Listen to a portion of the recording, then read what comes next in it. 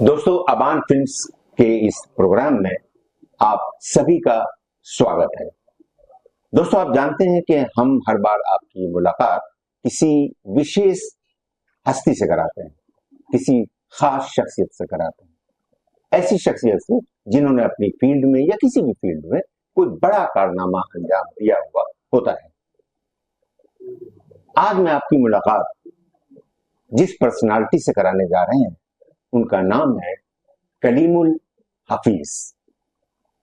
कलीमुल हफीज साहब के बारे में मैं आपको बता दूं कि ये बहुत छोटा सा इनका इंट्रोडक्शन है कि ये बिजनेसमैन है।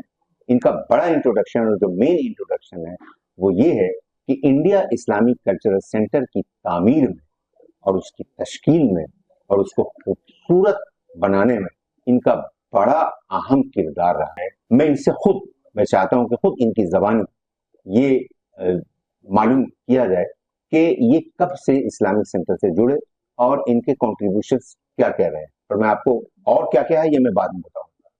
डॉक्टर कलीम साहब, प्लीज हमारे नाजरीन को और हमारे मेंबर्स को ये बताएं कि आप शुरू से इस्लामिक सेंटर से जुड़े रहे, इसकी तामीर में आपकी हिस्सेदारी रही, कहाँ से आप जुड़े और क्या क्या रोल आपने अदा किया।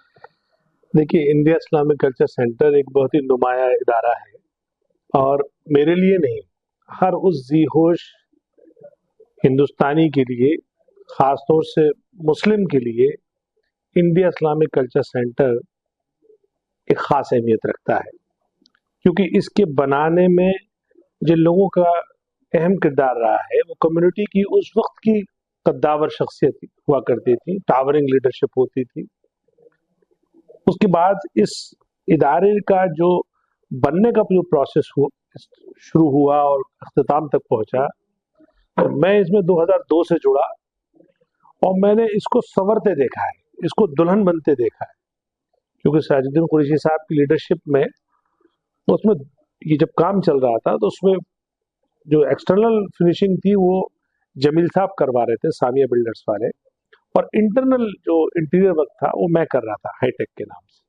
तो डोम वगैरह की और ये सब जो फ्लोरिंग या जो इंटीरियर वर्क देखते हैं वो सब हमने किया। तो उसे काम करते करते उसके साथ एक स्पेशल लगाव है। हाँ। दूसरी बात, क्योंकि मैं खुद गवर्नमेंट एक इंस्टीट्यूशन में था, पहले मैं काम करता था school of planning and architecture में जी। तो मुझे इंस्टीट्यूशन का आइडिया है कि कैसे इंस्टीट्यूशन काम करते हैं, उन इंस्टीट्यूशन का क्या रोल होता है और इंस्टीट्यूशन क्या रोल प्ले कर सकते हैं। तो वो मैंने उस इदारे को, इंडिया इस्लामिक कल्चर सेंटर को, उसी नज़र से देखा कि आखिर ये इदारा क्या क्या और काम कर सकता है, कैसे कैसे काम कर सकता है, और मैं उसके लिए हमेशा कोशा रहा। उसी कोशिश में मैंने एक किताब भी लिखी इसके ऊपर। किताब पर बात करेंगे। अभी तो मैं ये जानना चाहता हूँ कि जो इतना खूबसूरत आर्किटेक्चर और डिजाइनिंग इस्लामिक सेंटर का है वो किस तरह से कंसीव किया आप लोगों ने। देखिए, वो डिजाइन तो यकीनन आर्किटेक्ट ने बनाया, लेकिन आर्किटेक्ट का रोल भी शायद लिमिटेड है। मैं कहूँगा 20-25% रोल है, उसमें रोल जो है बेसिकली वो सिराज साहब का है। सिराज साहब को ऐसा कमाल का बिल्डिंग सेंस है, ये खूबी बहुत कम लोग जानते हैं। सिराज साहब को खुद इतना बिल्डिंग सेंस है कि वो अक्सर तोड़वा दिया करते थे चीजें, कोई खराब बन गई, डिस्प्रोपोर्शनेट हो गई, कलर अच्छा नहीं है, इवन क्वालिटी में उसकी फिनिशिंग नहीं आ रही है, तो आर्किटेक्ट नहीं पकड़ पाया उसको, इंजीनियर नहीं पकड़ पाता था, एजेंसी नहीं पकड़ पाती थी, साहब आते थे, उन्हें पसंद नहीं। यहाँ तक कि जो फिनिशिंग देख रहे हैं बाहर की, जो नीचे जो रेड स्टोन का बैंड है जी, और ये जो जाली है और जो धौलपुर स्टोन है, ये सब सिराज साहब की एक्सक्लूसिव पसंद है। अच्छा। हाँ, तो मतलब एज ए बिल्डिंग एक्सपर्ट मैं ये कहूँगा कि 80% of for the design contribution goes to Siraj sahab. पहले से नाम जाहिर बात आर्किटेक्ट का आता है जिसने डिजाइन बनाया, तो इसलिए ये एक अलग पहलू है। दूसरी बात अब ये कि आज का जो सीन है वो ये कि मुख्तलिफ तरह के लोग इलेक्शन लड़ रहे हैं। इस वक्त 2054 मेंबर के पास ये अपॉर्चुनिटी है कि उनके पास वैरायटी ऑफ कैंडिडेट हैं, 75 कैंडिडेट। लेकिन मैं इतना कह सकता हूँ कि सिराज साहब की उनकी जो विजनरी सोच है उसका इस बात से अंदाजा लगाइए कि एक बेहतरीन प्रोफेशनल, यंग, डायनेमिक, प्रॉमिसिंग, जो दिल्ली के दो मोस्ट प्रॉमिसिंग इंस्टीट्यूशन बत्रा और मूलचंद का वो कैंसर यूनिट का डायरेक्टर है, जी खुद उसने इतनी कम उम्र में एक 600 बेड का एक हॉस्पिटल, एक बड़ा इंस्टीट्यूशन होता है उसका एस्टेब्लिश किया है। ऐसे शख्स को अपना सदर का उम्मीदवार बनाया जी और यकीनन खाकसार पे जो उन्होंने अपना यकीन जाहिर किया, मैंने भी जो तालीम के मैदान में और जो जुता भी काम किया, तालीम पे भी मेरी किताब है तालीम से तस्वीर बदलेगी। अच्छा, मैंने पूरी यूनिवर्सिटी की लैंड खरीद के वहाँ एक सीबीएसई स्कूल चलाता हूँ मैं। ये तालीम पे जो आपने अभी जिक्र किया वो क्या किस सब्जेक्ट पे है वो? मेरी किताब है कि क्या, हाँ मतलब किस तरह से कम्युनिटी में तालीम आम हो, अच्छा किस तरह से कम्युनिटी की तस्वीर तब्दील हो तालीम के थ्रू। तो उसका उन्वान है तालीम से ही तस्वीर बदलेगी। ये उर्दू में भी है, हिंदी में भी है, इंग्लिश में भी है। जी तो और वो बहुत मकबूल किताब है मेरी, जी और उसी के तहत मैंने बहुत सारी कॉन्फ्रेंसेस वर्कशॉप्स की हैं। और मैं अपना इदारा अल-हफीज एजुकेशनल अकेडमी, जो मेरा वतन है बदायूं और सहसवान में, वहाँ चलाता हूँ। वहाँ मेरे पास लैंड तो यूनिवर्सिटी की है, लेकिन अभी तक वो सीबीएसई क्लास 12 तक मेरा एक इदारा बन पाया है। अच्छा, तो सवाल, जैसे ओखला में हमारी शाहीन अकेडमी है, ये मैंने कायम की। उसका क्या काम है शाहीन शाहीन एकेडमी अकेडमी का? जो है वो मेडिकल एंट्रेंस एग्जाम के लिए, नीट के लिए प्रिपेयर कराती है। अच्छा और हिंदुस्तान में मतलब one of the best institution है वो। जी है तो वो बीदर के उनका हेडक्वार्टर, लेकिन दिल्ली में लाने वाला मैं हूँ। इस वक्त ये पोजीशन है हमारा, जो लड़कियों का इदारा है दिल्ली वाला, उसमें वहाँ के लोकल एमएलए और एमपीज की सिफारिश आ रही है मेरे पास एडमिशन कराने। ओ तो ये इदारा हमने हाँ कायम किया। इस तरह से हमने दिल्ली सरकार को, कि दिल्ली के मुसलमानों की तालीमी सूरत हाल कैसे बदली जाए, उनको हमने प्रपोजल दिया कि 250 स्कूल गरीब इलाकों में किराए की बिल्डिंग लेके बनाए जाए। दिल्ली सरकार ने उसे मंजूर किया, दिल्ली वक्फ बोर्ड से कहा कि आप इसे बनाइए।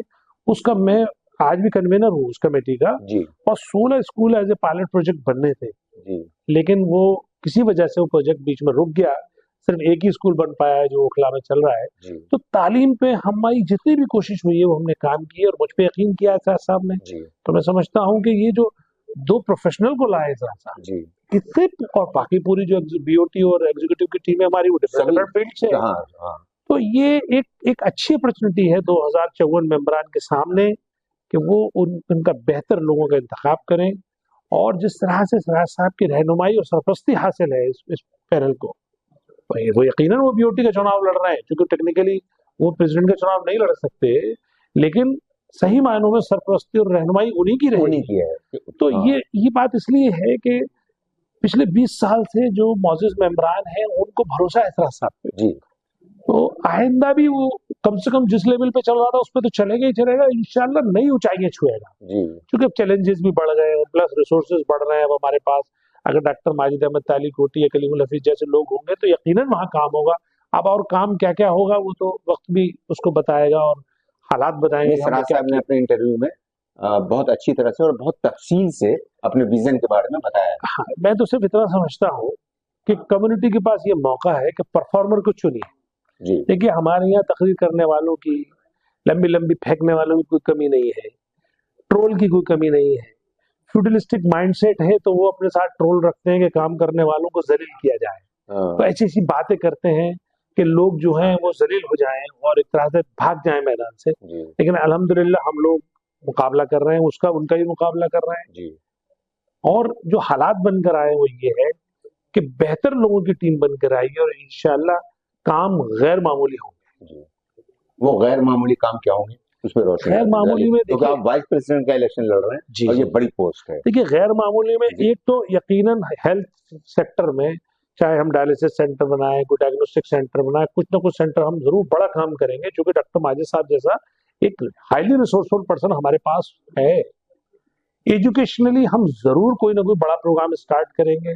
अब मैं कोई अभी उसे स्पेसिफाई नहीं कर रहा हूँ, वो तो जाहिर बात है बोर्ड उसका अप्रूव करेगा, लेकिन ये पक्की बात है कि हम एजुकेशन पे बड़ा काम करेंगे। तीसरी बात, जो शाह साहब का जो विजन है कि वो इसको एक्सपेंशन में जाना चाहते हैं, हाँ जी तो मैं चूंकि बिल्डिंग एक्सपर्ट भी हूँ, तो उसमें मेरा की रोल रहेगा हाँ कि हम किस तरह से इसको एक्सपेंड कर सकते हैं। जो शाह साहब का प्लान है कि हम उसको बड़ा कन्वेंशन सेंटर बनाएं, बड़ी उसमें जो है वो सिटिंग एरिया हो, लाउंज हो, लाइब्रेरी हो, तो यकीनन हम हमारा उसमें जो है वैल्यू एडिशन रहेगा। जी चौथी और आखिरी बात ये कि मेरे पास, मैं चूंकि खुद होटल चलाता हूँ, रूम चलाता हूँ, रेस्टोरेंट चलाता हूँ, तो मुझे उसके रेवेन्यू बढ़ाने के आइडियाज हैं। जी तो जो इस वक्त मौजूदा रेवेन्यू है इंडिया इस्लामिक कल्चर सेंटर का, उसको हम उसे इंक्रीज करेंगे।